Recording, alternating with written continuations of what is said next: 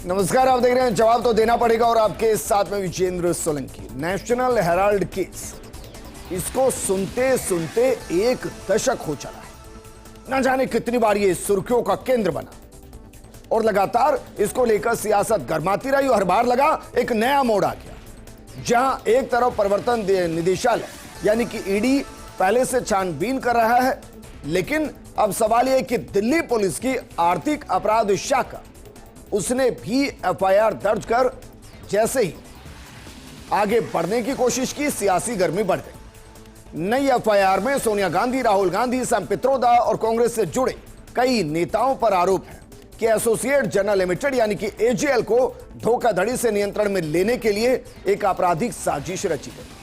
ऐसे में अब इसको लेकर जुबानी जंग तेज हो गई है। बीजेपी कांग्रेस में सियासी घमासान जारी है। सवाल यह है कि क्या वाकई में नेशनल हेराल्ड के अंदर जो ईडी अभी तक जांच कर रही थी, क्या उसके पास पर्याप्त सबूत नहीं कि एक हम कंक्लूजन तक नहीं पहुंच पा रहे, या अब दिल्ली पुलिस इसकी जांच करके इसके आपराधिक दृष्टिकोण खंगालेगी। अगर ऐसा भी है तो 11 साल से दिल्ली पुलिस की एंट्री क्यों नहीं? क्योंकि कांग्रेस इसे साजिश और राजनीतिक प्रतिशोध बता रही है, जबकि दूसरी तरफ बीजेपी इसे अभी तक का करप्शन का सबसे बेहतरीन उदाहरण बता रही है। तो ये सियासी संग्राम पर ही रुकेंगे या वाकई में अगर कोई गलत है तो वो सलाखों के पीछे भी आएगा? आज बात इसी में।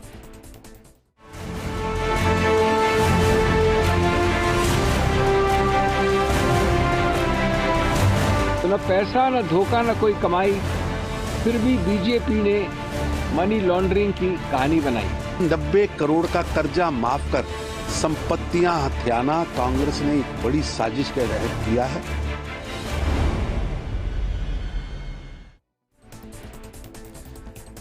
इस पर बात करें उससे पहले जो हमारे साथ पैनलिस्ट मौजूद हैं, हमारे साथ बीजेपी से शैलेंद्र गुर्जर जी हैं, कांग्रेस से सीएल यादव जी हैं, हमारे साथ विषय विशेषज्ञ एकलव्य सिंह जी हैं और साथ में हमारे साथ ईडी के पूर्व उपनिदेशक सत्येंद्र सिंह जी हैं। सबकी नजर से एक एक मिनट में इस केस को समझ लेते हैं ताकि आपको समझ में आए कि किसकी नजर से केस है क्या। शैलेंद्र गुर्जर जी, 1 मिनट आपके पास, जरा समझाइए बीजेपी की नजर से केस है क्या? देखिए, भारतीय जनता पार्टी की तरफ से कोई ऐसा केस नहीं है। जो केंद्र की सरकार है वो कार्रवाई कर रही है, जो कानून है भारत का, भारत के संविधान का जो यहाँ प्रावधान है कानूनी, उसके तहत कर रही है और माननीय न्यायालय के आदेश के तहत कर रही है। आप देखिए, बार बार भारतीय जनता पार्टी की माननीय नरेंद्र मोदी सरकार पर आरोप लगाती है कांग्रेस पार्टी, और आपने देखा होगा ये प्रकरण कब का है। 2012 में कंप्लेंट फाइल होती है सुब्रमण्यम स्वामी जी द्वारा, 2014 में संबंध जारी किए जाते हैं माननीय न्यायालय द्वारा, जब उन्होंने तथ्यों को देखा, उनके बयान लिए, साक्ष्य उनके सामने। मैंने क्या पूछा सर? मैं देखिए डिबेट करूंगा, मुझे पहले बताइए, अगर बीजेपी ये कह रही है कि करप्शन का क्लासिक केस है, तो करप्शन कैसे हुआ, मैं बस ये समझना चाह रहा हूं। 1 मिनट आपके पास। मैं आपको ये बता रहा हूं कि एजेएल जो है वो एक कंपनी है। एजेएल को बनाई कब से, आपको इसका थोड़ा इतिहास भी देखना पड़ेगा। जो स्वतंत्रता सेनानी थे उनका पैसा इस एजेएल कंपनी में लगा हुआ था। 2008 में ये आते आते इसमें 90 करोड़ का कर्जा हो गया। कांग्रेस पार्टी ने उस कर्ज 90 करोड़ का कर्जा दिया। और आप बताइए फिर 2010 में यंग इंडिया कंपनी क्यों बनाई?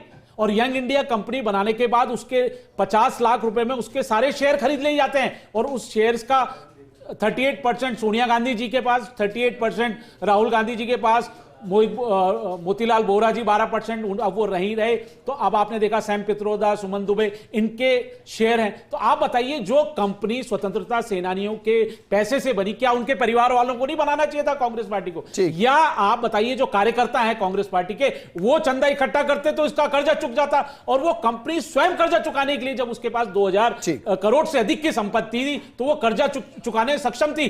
क्यों इन्होंने यंग इंडिया कंपनी बनाई? क्यों इन्होंने 1 करोड़ रुपए टैक्स मर्चेंटाइज जो नहीं, आपको समझना पड़ेगा। मैं समझ गया सर। 30 सेकंड दीजिए। देखिए, जो डोटेक्स मर्केंटाइज बनाई वो कलकत्ता से ऑपरेट करती थी, जो हवाला का काम करती थी, जिससे 1 करोड़ रुपए आया। 50 लाख में इन्होंने सारी शेयर खरीद के 2000 करोड़ से अधिक की संपत्ति को हड़पने का काम किया। इसीलिए माननीय सर्वोच्च न्यायालय ने इनकी कंप्लेंट को कहा, no justification in this complaint, there is prima facie case. मैं इस चीज के लिए तो आपको अप्रिशिएट करूंगा कि आपके कॉन्सेप्ट इसको लेकर काफी हद तक क्लियर है। सीएल यादव जी, अब मुझे बताइए सर कि मुझसे कर्जा लिया गया, जो मैं हूं मुझे वापस मिल नहीं रहा है, और जो मेरे नाम से कर्जा दे रहे हैं उसको पूरी संपत्ति दे दी गई। ये हुआ कैसे और क्यों आप ये कह रहे हैं कि भाई ये करप्शन नहीं है? विजेंद्र जी, मैं फर्स्ट इंडिया के दर्शकों को बताना चाहता हूं कि जब देश आज़ाद नहीं हुआ था तो अंग्रेज़ों से सवाल करता था, उसको जेल में डाला जाता था, उस पर पाबंदी लगाई जाती थी। और पिछले 11 साल 12 साल से यही हो रहा है। जो सरकार से सवाल करता है, सवाल सरकार के सामने खड़ा है, चाहे वो कोई पार्टी हो, चाहे कोई संगठन हो, चाहे कोई सर मैं इसको कंपनी डिबेट हो, के लिए ओपन करूंगा, मैं विद रिक्वेस्ट ऐसे ही सर आप ऐसे ही हरेस किया जाएगा, ऐसे ही हरेस किया जाएगा, डाल देते थे, ऐसे ही हरेस किया जाएगा। आपातकाल कॉन्स्टिट्यूशन का प्रोविजन था, भारतीय संविधान के तहत लगाया गया था।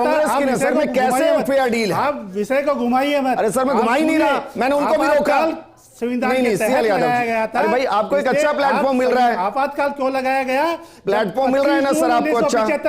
25 जून 1975 को जनसंघ और जनता पार्टी के नेता खुले चुनौती दे रहे थे सरकार को और कह रहे थे, अरे सर उनकी हाई कोर्ट से उनकी प्रधानमंत्री की कुर्सी चली गई थी। छोड़िए इन बातों को, मत आता हूं। अरे सर मैं मुद्दे पर आ रहा हूं सर, आप बताइए कैसे फेयर डील है? एक मिनट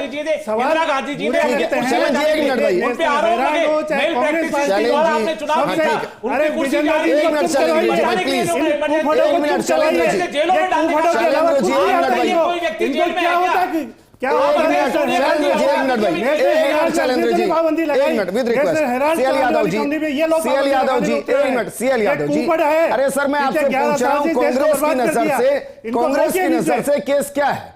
कांग्रेस भाई आप कांग्रेस से ना, एआईसीसी से आप, अरे वाईआई से तो है नहीं। अब बताइए केस क्या है? अरे साहब एजेएल कब बनी? 1937 में। ठीक है, करीब 5000 प्लस उसके स्टेक होल्डर्स। ठीक।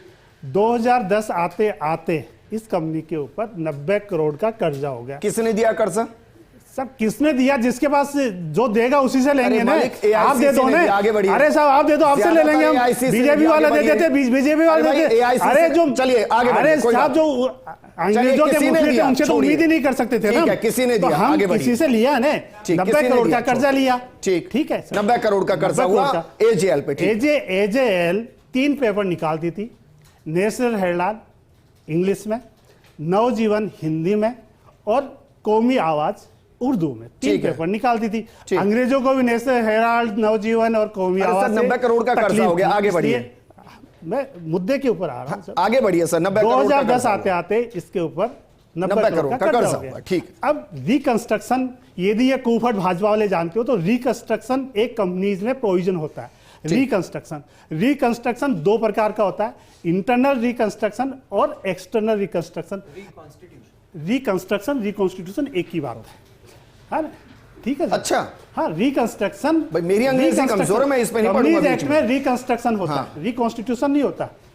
आप रिकंस्ट्रक्शन 2 तरह के होते हैं, external reconstruction, internal reconstruction. External reconstruction में क्या होता है, जो कंपनी है जिसके ऊपर कर्जा है, जो दिवाले हो चुकी है, उसको किसी दूसरे को बेच दो। बहुत अच्छे। ठीक है।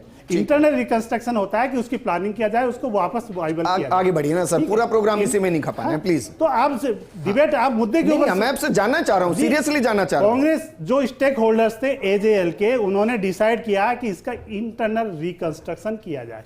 ठीक है। इंटरनल रिकंस्ट्रक्शन में जब बात आई तो उसको कैसे किया जाए, कैसे रिवाइव किया जाए, तो उसके लिए यंग इंडियन कंपनी बनी। Section 25 of companies act 1956। सही है। ठीक है सर, बहुत अच्छे। उसके हिसाब से जो यंग इंडियन कंपनी थी उसके 5 शेयर्स थे। ठीक है। अब 90 करोड़ का जो कर्जा था एजेएल के ऊपर, उस कर्जे को लिया यंग इंडियन कंपनी ने in terms of reconstruction, internal reconstruction. मतलब अब वो कर्जा आ गया यंग इंडिया पे। हाँ, यंग इंडिया पे आ गया ना कर्जा। यंग इंडियंस ने एक अनसिक्योर्ड लोन दिया। एक मिनट रुकिए ना भाई, एजेएल पे जो 90 करोड़ का कर्जा था, अब उसकी देनदारी आ गई यंग इंडिया पे।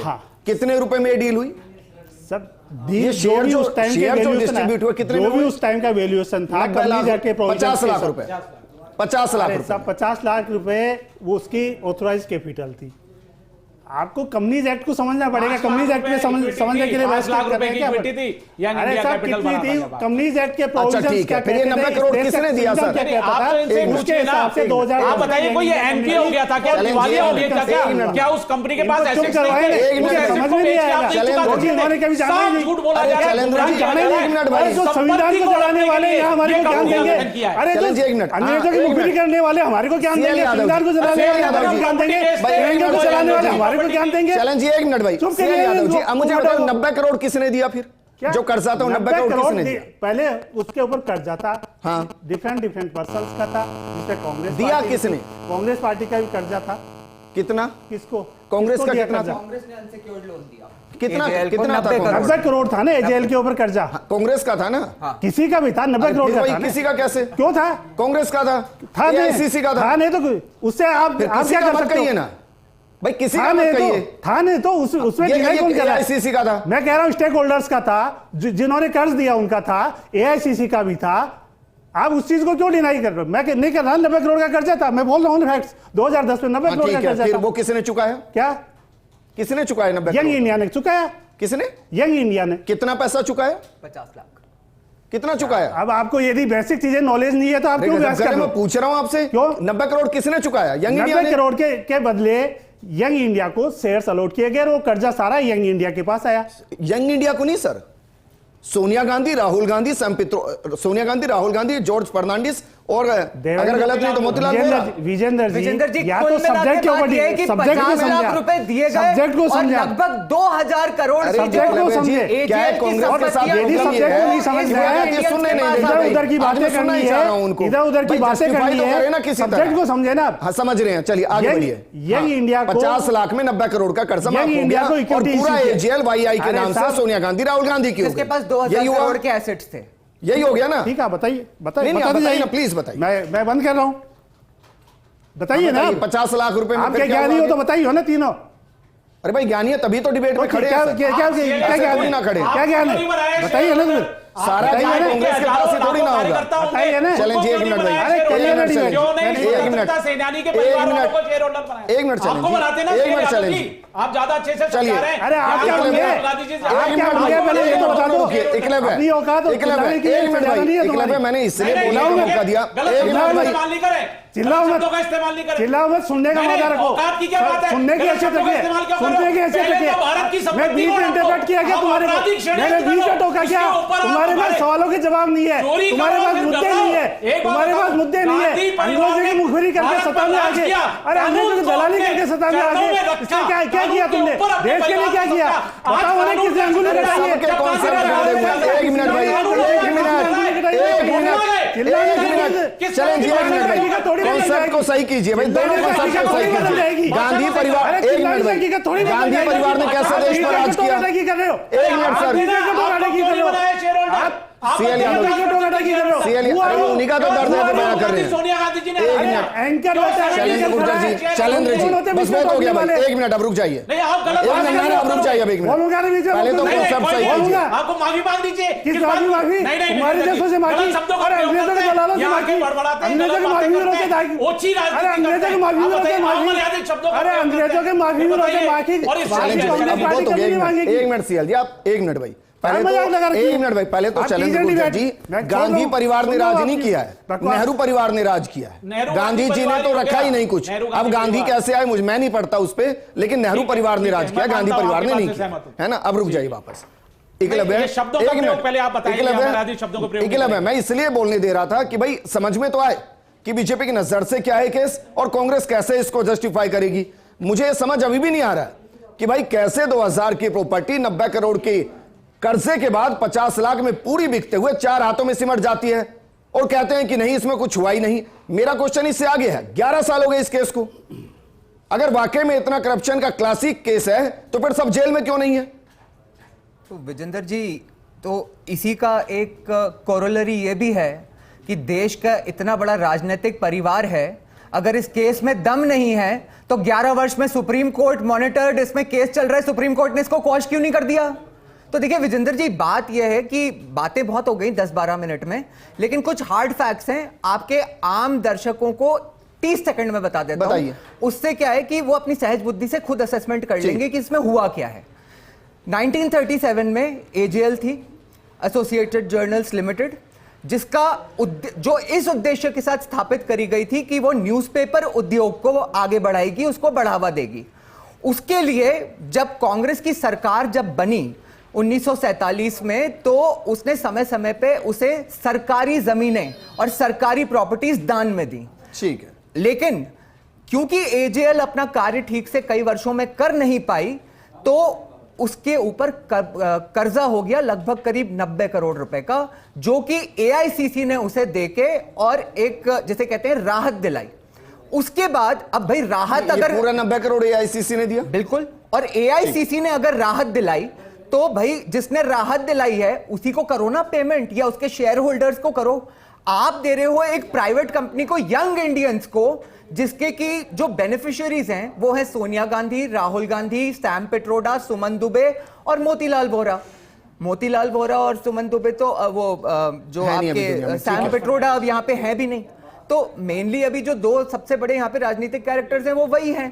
तो अब मुद्दा ये आ जाता है, नटशेल में ये केस है विजेंद्र जी।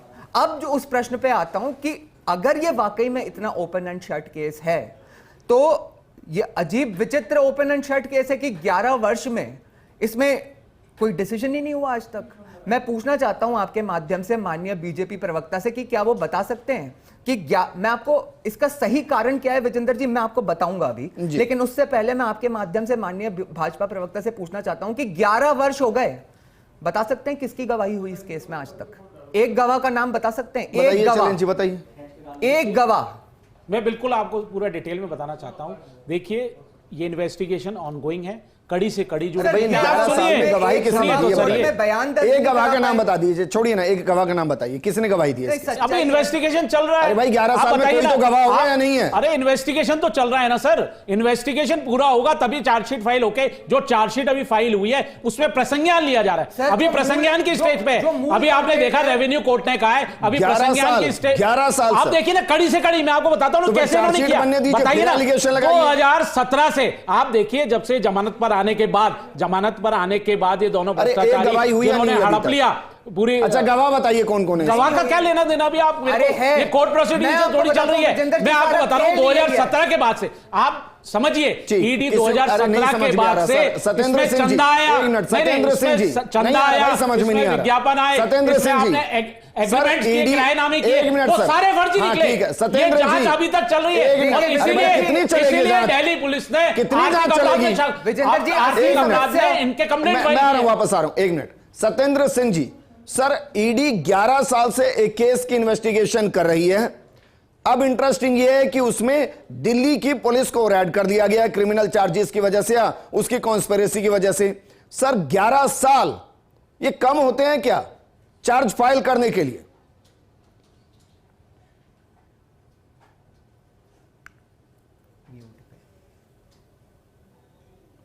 म्यूट पे सर, ये माफी चाहूंगा, मैं वापस आपको कनेक्ट करूंगा। इकले भाई अब बताइए, भाई चार्जशीट ही फाइल हुई तो गवाह कहां से आएंगे? देखिए विजेंद्र जी, आपके दर्शकों के लाभ के लिए बताता हूं कि इसमें असली खेल क्या हुआ है।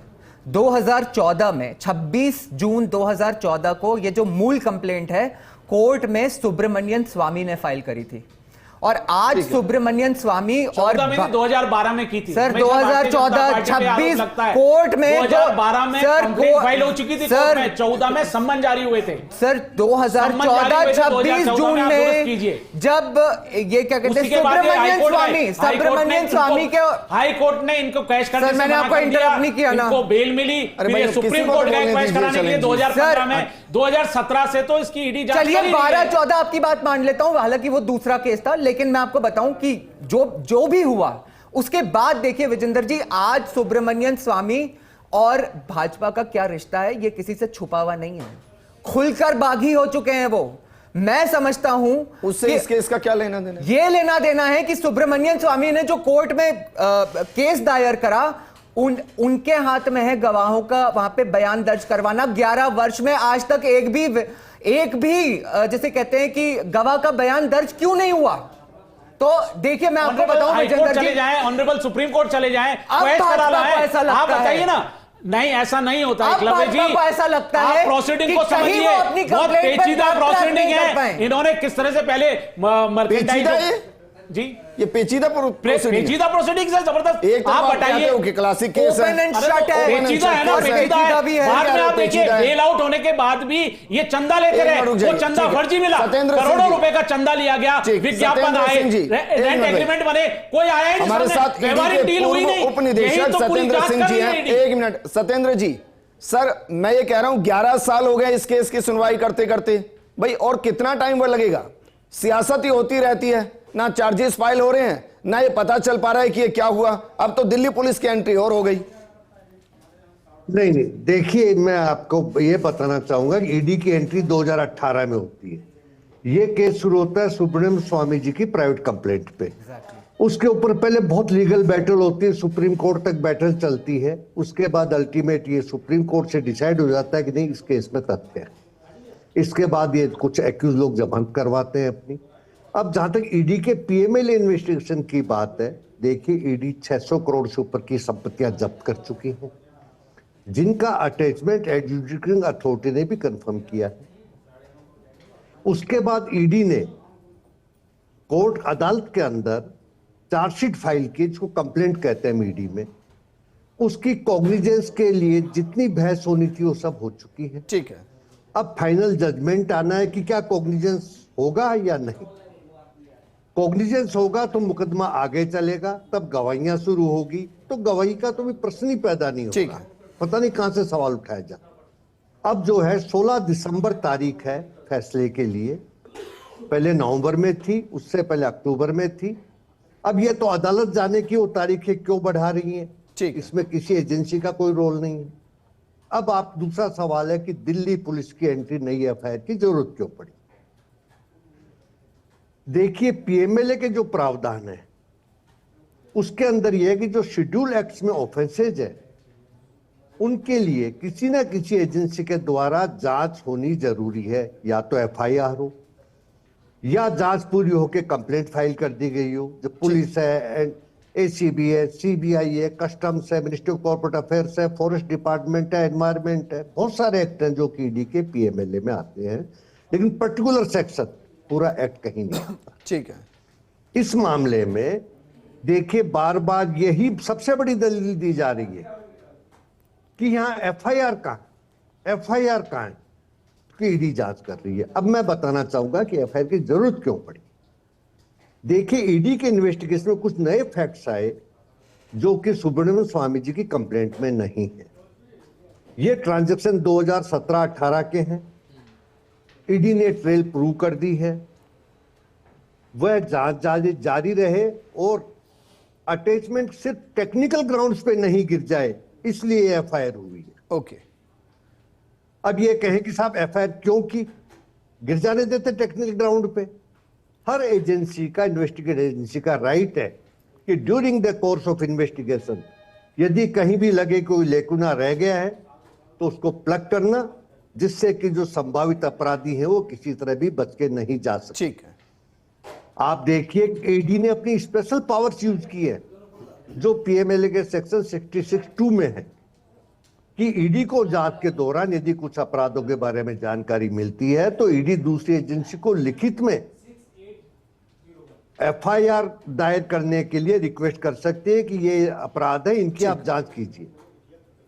18 करोड़ के फर्जी डोनेशंस, 38 करोड़ के फर्जी रेंट रिसीट एंड एडवांस विज्ञापनों। अब इसकी डिटेल में मैं नहीं जाऊंगा, सब कुछ अदालत के सामने। ठीक बात है। तो जो सबजुडिस मैटर है उस पर इतनी बात क्यों करनी, इसका फैसला यहां नहीं हो पाएगा, ये फैसला अदालत में होगा। एजेंसी को राजनीति में ठीक है। ना तो सर आप ये कह रहे हैं घसीटा कि जाए, 16 यही मेरा हाथ दिसंबर को जोड़कर ये सबसे तय विनती होगा है। कि कोर्ट में इसकी आगे सुनवाई होगी या नहीं होगी। अगर वो सुनवाई आगे होती है तो फिर गवाह पेश होंगे और आगे की प्रोसीडिंग होगी। जी हाँ, सब कुछ होगा। ठीक है सर, आपने बहुत डिटेल में अदालत इसको चाहेगी समझाने तो की ये कोशिश की है। मुलजिम बनेंगे, चाहेंगे तो। ठीक है, मैं वापस आपके पास आ रहा हूं। सीएल जी अब जरा जवाब दीजिए। फर्जी बिल, फर्जी एडवर्टीजमेंट, फर्जी विज्ञापन, फर्जी तरीके से फंडिंग, किराया में चंदा। सीएल यादव जी बीजेपी वालों से बुलवा दो।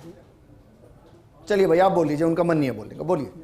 नहीं क्या उन्हीं से करेंगे? पूछे वो फर्जी चंदा कहाँ से आया, आपसे लिया गया, यादव जी से चंदा लिया गया क्या, कोई व्यवहारिक डील हुई क्या, ये बताइए ना। 70-80 करोड़ रुपए का जो बीच में जो बोलेंगे ना, क्योंकि मुद्दे हैं नहीं। अब आप बोल रहे हैं, मैं मन है या नहीं है बोलने का, ये बताइए। नहीं, ये वो बीच में बोलेंगे क्या?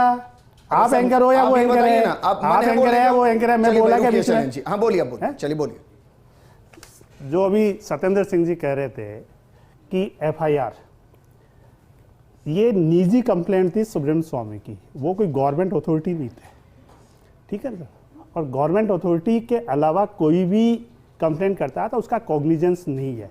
सेक्शन 45 वो PML है, उसमें स्पेशल प्रोविजन है, provided further that the special court shall not take cognizance of any offence punishable under section 4 except upon a complaint in writing made by the director और any officer of the central government और state government authorise. तो FIR कहाँ launch हुई? FIR के बिना ECIR नहीं हो सकती, और ECIR के बिना ये कॉग्निजेबल ठीक है। ना भाई रोकिए मत, एक मिनट ठीक है। अब क्या कोर्ट में कुछ कहना चाह रहे हैं? एक मिनट भाई, सत्येंद्र जी कुछ कहना चाह रहे हैं? एक मिनट भाई, नहीं बोला, एक मिनट भाई, कोर्ट को समझ के कोर्ट चलें जी, एक मिनट भाई, एक मिनट चलें जी। हाँ सत्येंद्र जी बोलिए, क्या कह रहे हैं आप? एक मिनट आपका, अरे एक, हाँ मैं ये कहना चाह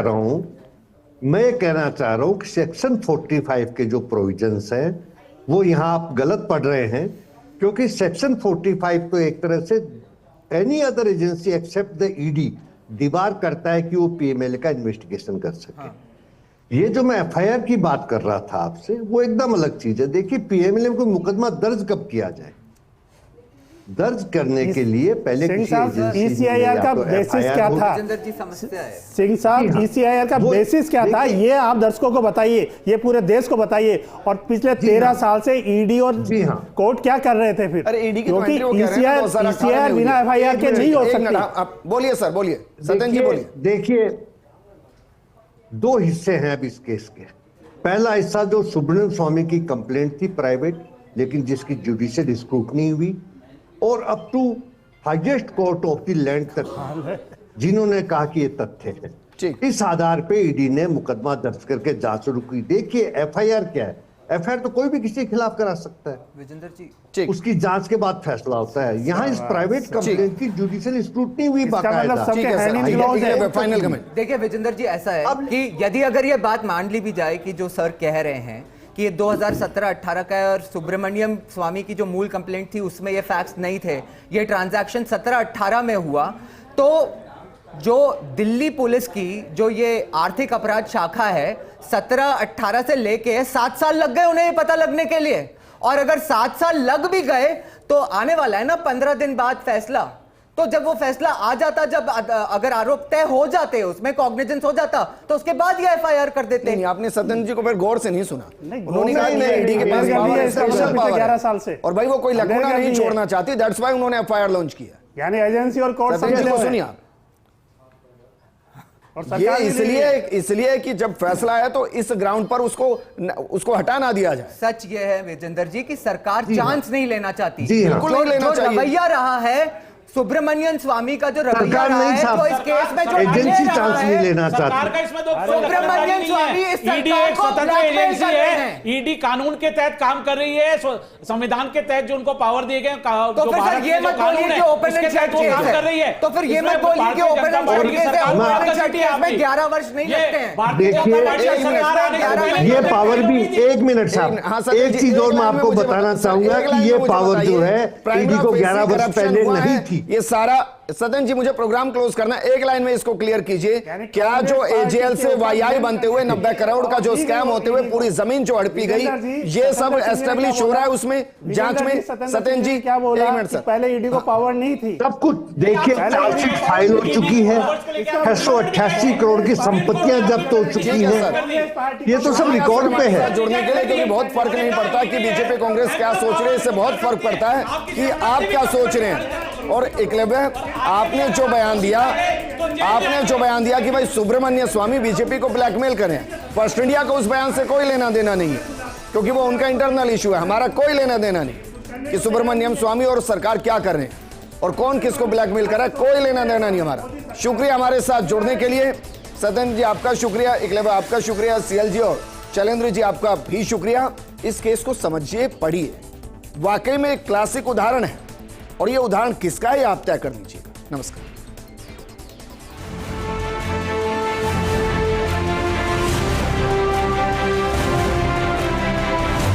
न पैसा, न धोखा, न कोई कमाई, फिर भी बीजेपी ने मनी लॉन्ड्रिंग की कहानी बनाई। 90 करोड़ का कर्जा माफ कर संपत्तियां हथियाना कांग्रेस ने एक बड़ी साजिश के तहत किया है।